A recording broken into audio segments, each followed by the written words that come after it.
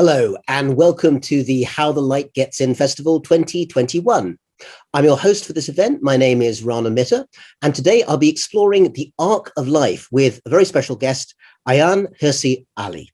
Now, Ayaan is a very, very well-known writer and thinker. She's a Somali-born classical liberal.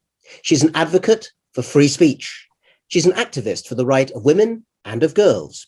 She's a public intellectual with a very powerful voice. She's a former Muslim who has rejected her former faith and become an atheist. And she's since been a vocal critic of both Islam and the identitarian left. She's written several best-selling books, including Infidel, Nomad, Heretic, and The Challenge of Dawah. And her new book, Pray, which I have right here, just came out this year. Ayaan, welcome to How the Light Gets In. It's a pleasure to be able to chat to you tonight. I think the first question I have to ask you, because I have to ask it everyone during this strange year, is where have you been during the pandemic and how's it been for you? Well, Rana, thank you very, very much for having me on. So we have been, my husband and my children and I, we have been sheltering in the north. Well, it's in the west of America. As you know, with my safety issues, I am not very keen on saying exactly where we were, but quite isolated. And it's the type of place where you would say, even before the pandemic, there was a great deal of distancing, but it was perfect for us.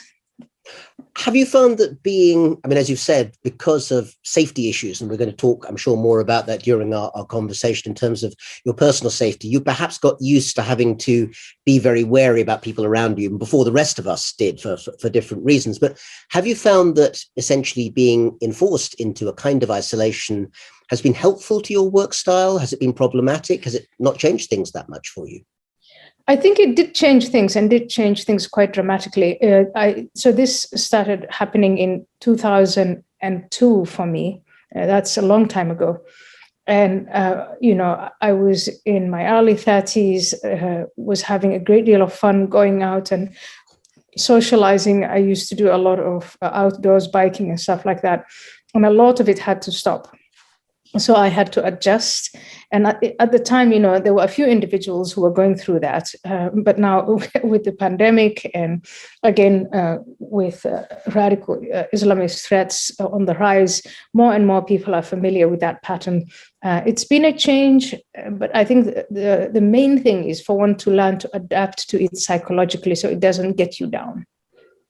And adapting psychologically is something that in different ways, and for most of us, very different reasons from you, have had to do one way or another. So perhaps there will be kind of some wider sense of empathy about how much things have had to change. You already mentioned, or at least referred to various things that have happened in your prominent, at times controversial, at times very, very kind of action-packed experience as a thinker, as a politician, as a public intellectual. But for those of us watching, for those people watching tonight here at the festival who perhaps know your name but don't know that much about your background, perhaps we could take a few minutes just to think a little bit about this very long trajectory that you've made from birth in Somalia to where you are now in the United States. And just as a quick recap, people who know your stories will know a little bit about this, but your background, your upbringing was in Somalia. That was where you started out. It's where I started out, and I was very young. I was about 8 or so years old when my family left Somalia for Saudi Arabia, and we lived there for a year, and then we went to Ethiopia for a year and a half, and then for about 10 or so years in Nairobi, Kenya. And by then it's 1992. And my father, who had been gone for 10 years, came back and, long story short, he arranged for me to marry someone of his choice. I didn't agree with that. And I found an opportunity to escape when I was supposed to go through Germany. So this man that he married me off to was a citizen of Canada. And instead of going to Canada from Germany, I took a train from Bonn to Amsterdam. And this was July 24th, 1992. And I never looked back. So that's really the kind of turning point in your life. And you spent some time in the Netherlands, becoming very involved in what you might call, broadly speaking, politics, but also particular politics to do with different communities, with the interactions between them, and sometimes the confrontations between them. And you were a member of Parliament for a while as well. That's some years ago now, but looking back on that, how do you think about that period? So I look back. I was in Holland for 14 years, and I look back on those 14 years, and I just think they were fantastic years for me. It was, I came to a country that prided itself on freedom and gave me lots of opportunities, and I took those opportunities. I learned the language. I became a translator interpreter. I went to the University of Leiden, and at some point I went to work for a think tank. And at the think tank, they were struggling with the question of integration. We call it assimilation here in the US, but integrating into society. And a number of my colleagues, my senior colleagues, said, well, how did you do it? You've been here only for 10 years at that point. And I threw myself in trying to answer that question, grapple with that question. And it was a line that led me to think, after I had looked into some of the North African, immigrants from North Africa and their children, from Turkey and their children, and then other places, Iraq, Somalia, Syria, Afghanistan, those places. And I just pointed out, if you emancipate these women, these girls and women, you allow them to finish school, and they can choose their mates, and if they're given the same opportunities as young white Dutch girls, then the integration problem in a generation or so will completely resolve itself. At the time, I didn't realize how controversial that was.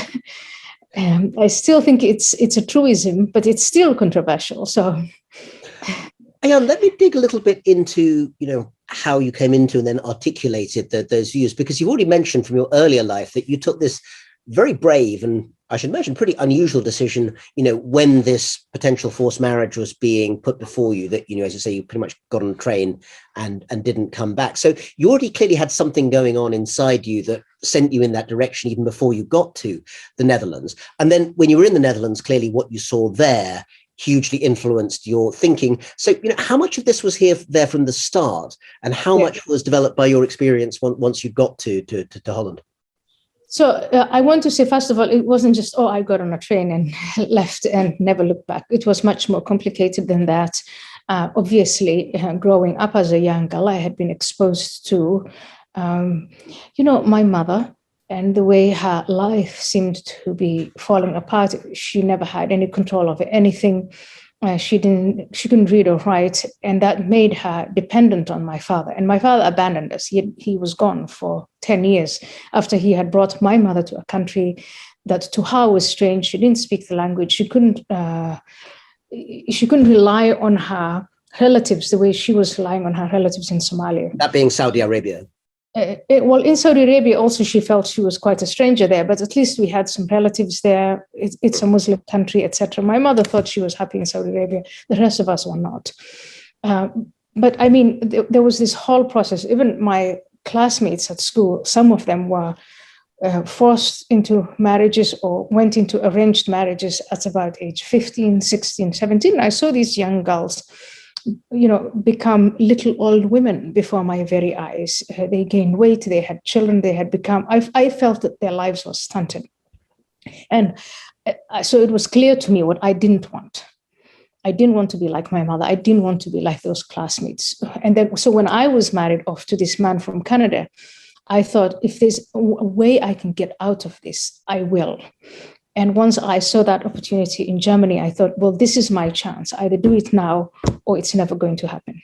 It's an extraordinary story. I suppose what I meant by that was that, as you said, you had classmates, you had other people around you who were faced with similar choices, but they didn't take the same, very brave step that you did. So there must be something quite personal also about you, that you felt motivated this way in a way that those around you in similar circumstances, I guess, did not.